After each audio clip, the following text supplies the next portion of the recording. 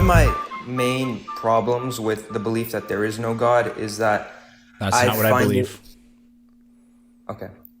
I understand. It's the stand. You take a stand that you don't find enough evidence for God, correct? Any God, yeah. Okay. Sorry. Let me just clarify that. Um, with the concept that abiogenesis, that life originated by itself on this planet, I find it flawed, and I'd like to go into that if you're up for it. So we're not going to actually discuss atheism? But you know that point right there, it gives it away. Okay, you know what? Where would you like to start? Because I would like to start wherever you want. This is not my live. This is So yours. tell me why you don't think life could have originated without divine intervention. Sure. Um, for that, I'd love to go into like the root, the first organism. So according to how it goes, a bunch of chemicals, amino acids came together and formed the first organism. But I just don't think that organism would be able to sustain itself if it's the first. And I believe it would Why quickly not? die as Why? well because that organism wouldn't know how to do, knows a bad word, but I'm just going to continue using it. It wouldn't know how to respirate, digest, or reproduce, or do so many other essential things. No single-celled organism knows how to do anything. Okay, so did the first organism respirate? Yes or no? Yeah, obviously there was gas exchange. Why? Do you Why? choose to do any of your internal metabolism? I know what you're saying because it's genetic, right? We have a code of instructions that tells us how to do that, correct? That's all chemistry. But the first organism wouldn't have that. Because Yes, it why would would. it? Because evolution is the change of these of the process of DNA that changes the way we act and behave and respond to the environment. Why would the first organism have it? Why would the first organism have DNA? Maybe it didn't have DNA. Maybe it only had RNA. Okay, but why would it respirate? Why would it respirate? Are you asking me Why would it for what respirate? reason would it respirate? Or, like, biochemically speaking, why is respiration something that all life does?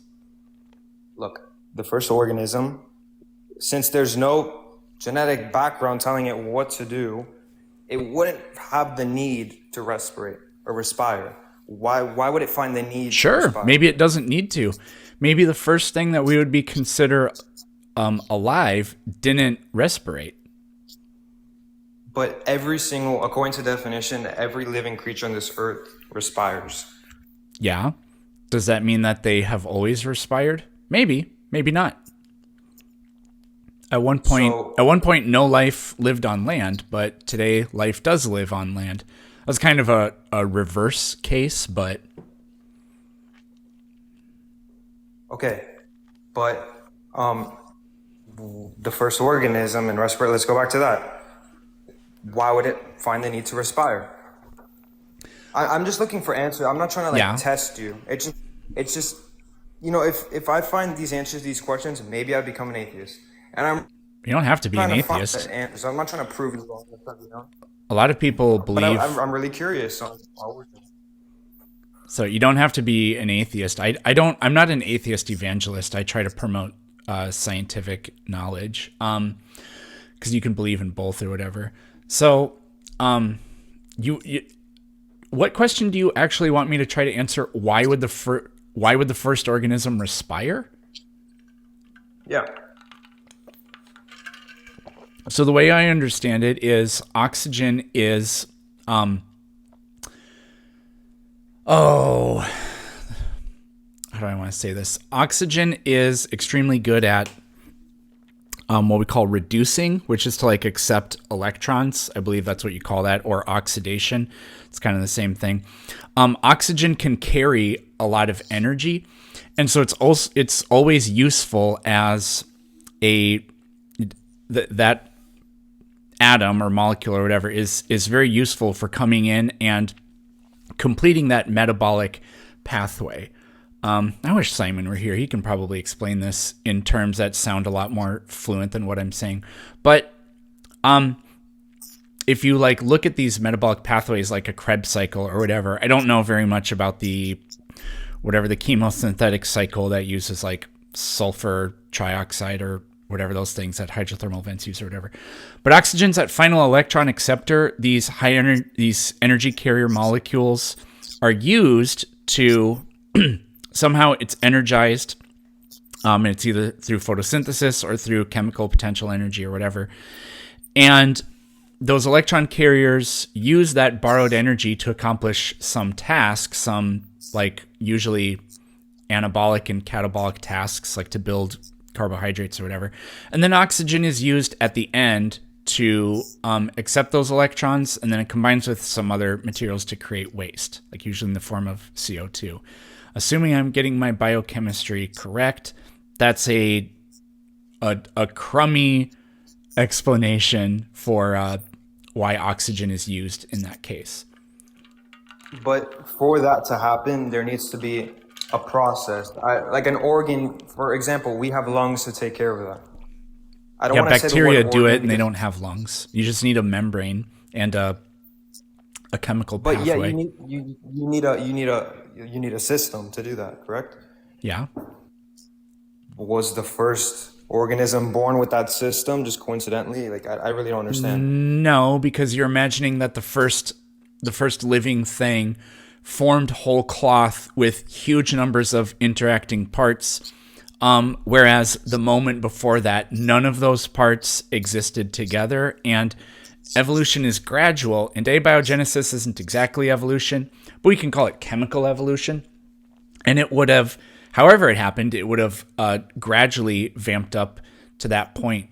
So a lot of, like, if you want to read a book that'll be profoundly confusing, you can read Transformer by Nick Lane, I think. He argues, and it makes really good sense in his book, I'll do the best I can, that we tend to think that genes control the expression of like our metabolism and they shape it.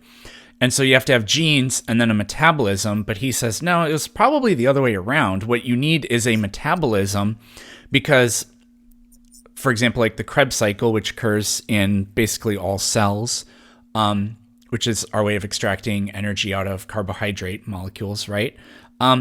Something like the Krebs cycle can be found in nature apart from living things.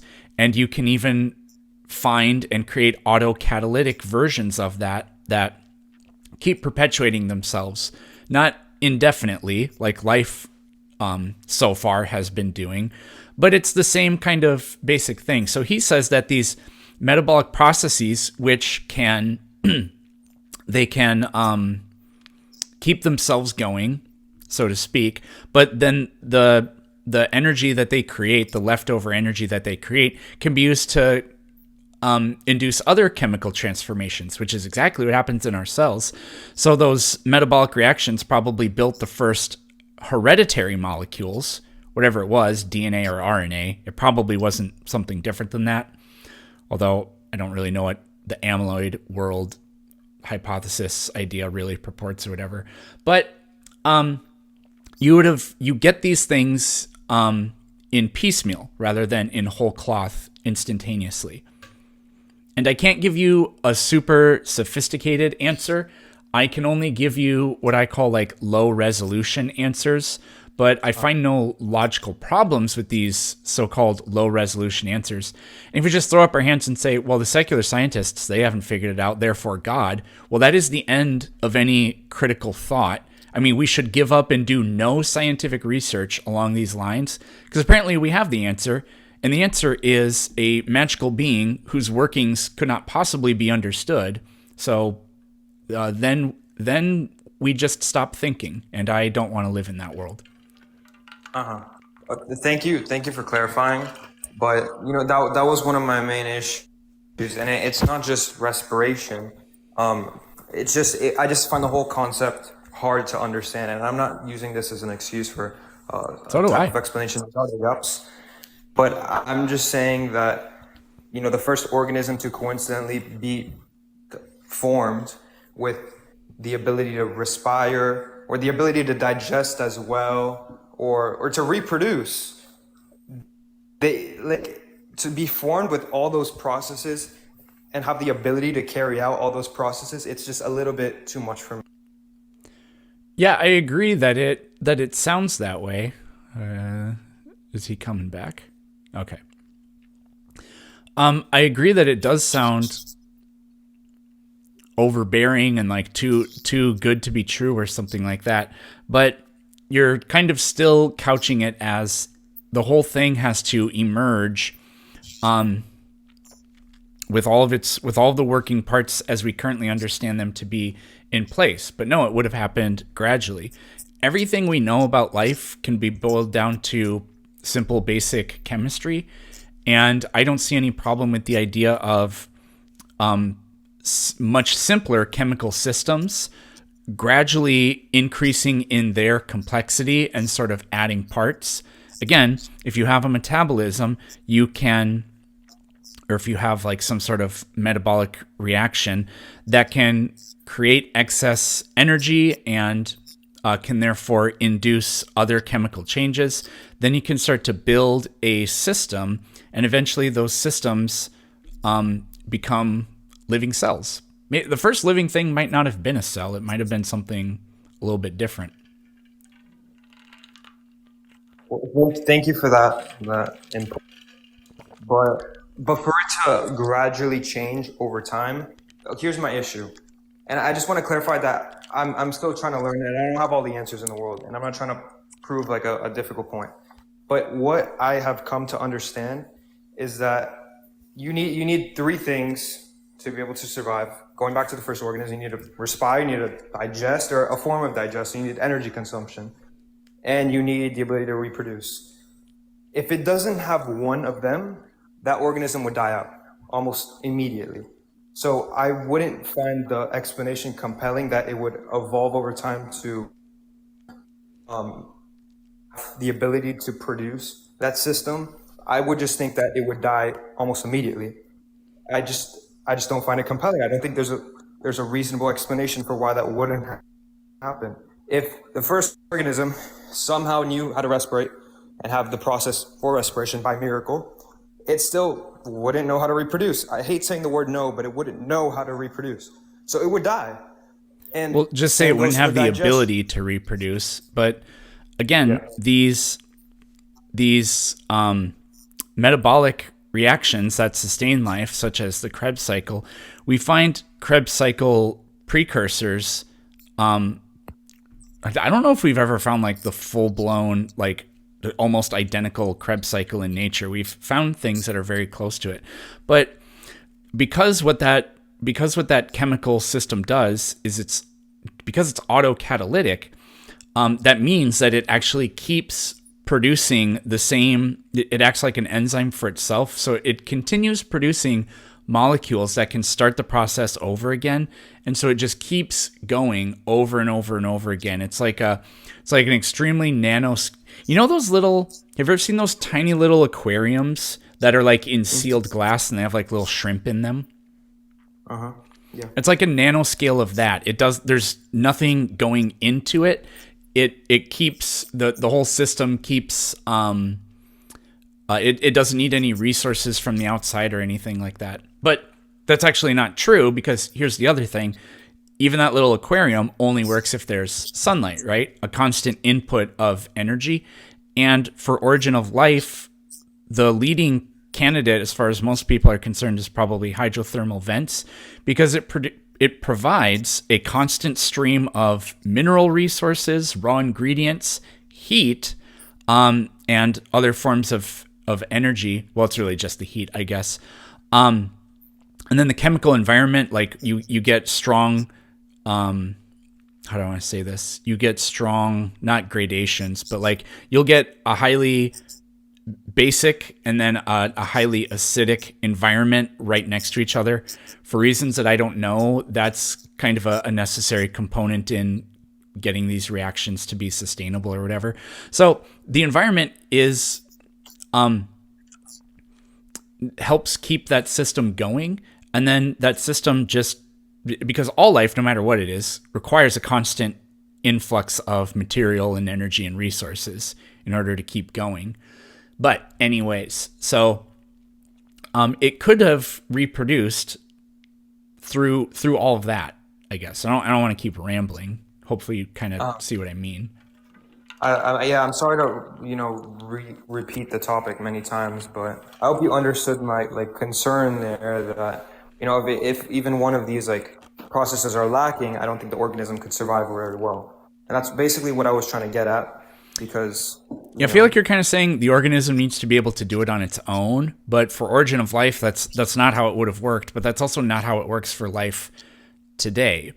I mean, we think of life as being like this enclosed thing that, like, its internal metabolism does all the work to divide cells and to do reproduction or whatever, but that's not possible without a constant stream of matter and energy from the environment.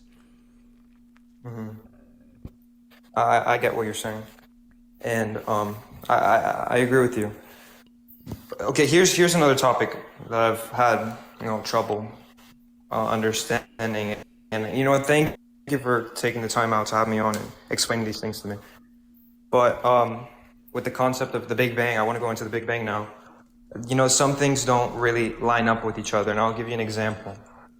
I understand that we don't know if the universe is a closed system or open system or whatnot, but I find this argument very, contradicting. One of the most famous laws of thermodynamics is that energy cannot be created or destroyed, but could be transformed. And I believe that to be true.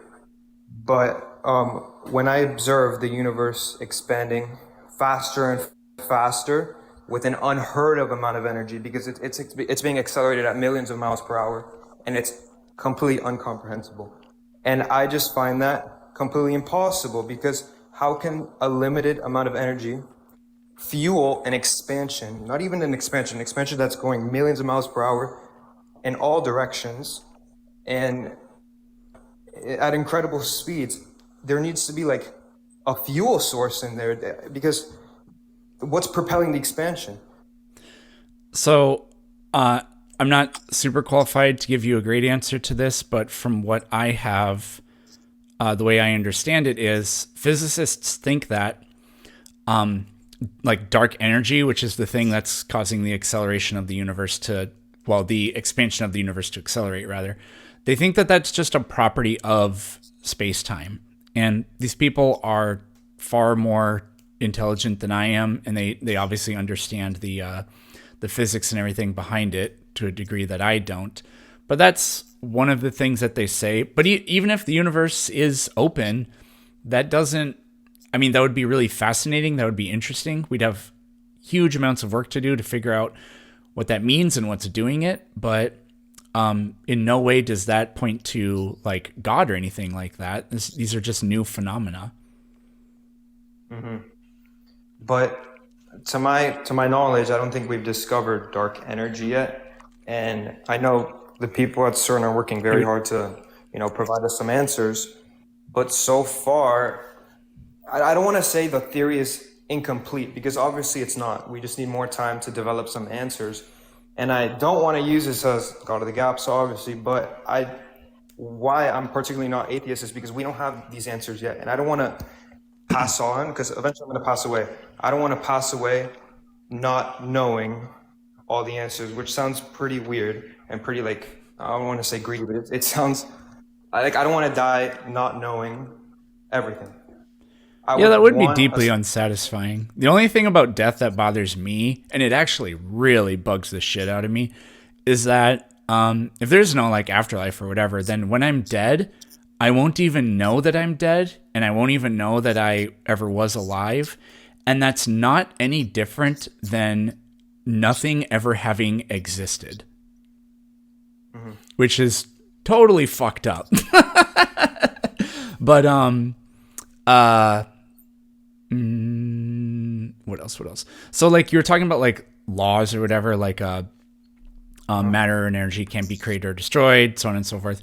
One thing to keep in mind about laws is they actually are just approximations. Like a lot of people, and even people like on my side, I typically don't say this, but sometimes we're guilty of saying things like, well, laws are just observed facts.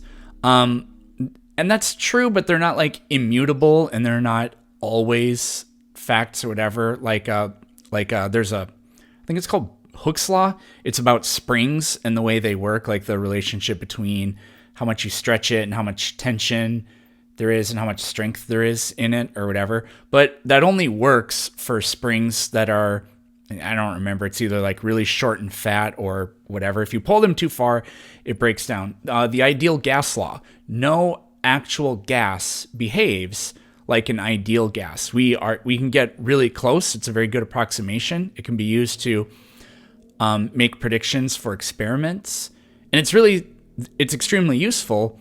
But it's not like this immutable, always whatever thing. So, matter and energy not being able to be created or destroyed.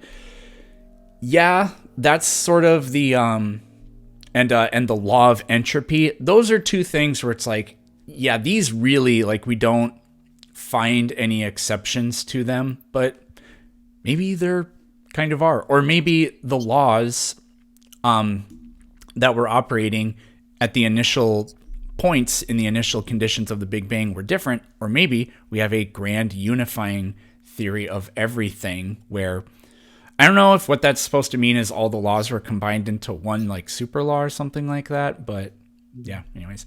The hunt continues. Okay. Here's the. Thank you for sharing that. But with the debate that if it's an open or closed environment, I think it's to believe that it's closed. I'm not qualified to answer this, of course, and I just want to humble myself. But if we observe energy, and one of our laws that if it is in a closed environment is that energy cannot be created, yet we observe it, I think it's not fully reasonable to conclude, but it hints that it's not a closed environment. I don't want to say it contradicts itself, but it kind of points to a little differential, like along those lines. So if the universe is an open system, I kind of want to say it points to an external influence or an external force. I'm not saying Well, God, but it definitely something. does, yeah. So that's one of my thought processes there. That's why, I believe that there's an external force, affecting this whole realm of the universe. If that makes sense. Yeah, but you can be an atheist and think that, so. Okay, but what would be an atheistic perspective on that? Like, how would you assess that from Well, your I stand? just reject the idea that there are such things as atheist worldviews or atheist perspectives, because atheism is just what we call when you don't do something, right? So you could be a naturalist, or you could be an atomist or a materialist or whatever. You could be a material girl. Those are worldviews, but atheism isn't really. So So if it wasn't open, I'm not asking for an atheistic perspective anymore, but like, what could you assume that it might be? I I have no idea. I don't get paid enough to think of that. But I guess if you'd want to call, just going backwards for a second, the best word to use instead of atheist is secularist, I guess, because that would just mean a cause other than God. But I mean, you could technically think that God exists and still have secular ideas.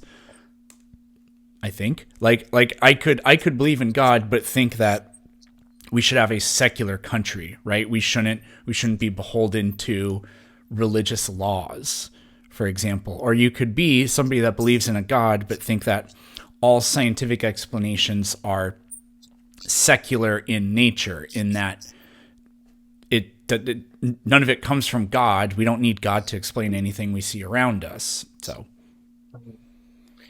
Well, yeah, that's basically what I was like in at the whole time. Like, I understand that, this could be a big possibility. Maybe everything just came about by itself. But for the time being, and I don't want to use Pascal's wager here. Like, I don't want to, but for the time being, I really don't have the answers sufficient that I would like. Just like you don't have the answers that points for there being a God. Same way goes for atheism. I don't really find enough evidence being compelling, and I don't think we're going to figure it out in my lifetime. So I put myself in a position where I want to research other religions, and I want to research to find which one's logical, and I found Christianity to be the best one. The most logical? I would say that. Because there's some things like, okay, I'll give you an example. I could go one religion at a time, but to start with Buddhism or Buddhists, they believe in reincarnation. Buddhism. And, That's funny. Sorry, that was my fault. But they believe in reincarnation. I simply don't think that's like physically possible without, a process or an afterlife. Because Buddha's not considered a god. It's considered just a figure. And so they're basically saying without any afterworld process, we naturally reincarnate, which it's just absurd. Why? Why Well, wouldn't let me ask you a slightly different question. Why is that more absurd than walking on water? Well, because Buddhist himself, he represents a figure in that belief. And Jesus, we believe him to be the Son of God, an all-powerful being. So him being able to walk on water is more reasonable than just a figure, like a being, being able to, establish reincarnation. Well, yeah, but they believe in some sort of supernatural magic force that is outside of nature that allows for reincarnation to happen. You believe in some sort of force like that, and you believe that God and Jesus possess that force. Yeah, that's right. I believe they possess that force. I don't believe, to my knowledge of, Buddhists. I don't know what fully they believe, but in my knowledge, they just Buddha just like not really a messenger to spread, but like just there. And there's something else controlling the whole process of an afterlife and reincarnation, but it doesn't specify who. So that's why I find it difficult to believe that their argumentation and their reasoning is reasonable, if that makes sense. Again, I'm not really well educated, their religion, but from what I know, that's the best answer I could give you. Okay, sure. I got some other people that are waiting, but we did like 30 minutes there, so I'll probably let you go for now. I don't want to keep you waiting. But thank you so much, sir, for having me on. You answered a lot of questions. You educated me. Thank you so much. You're welcome.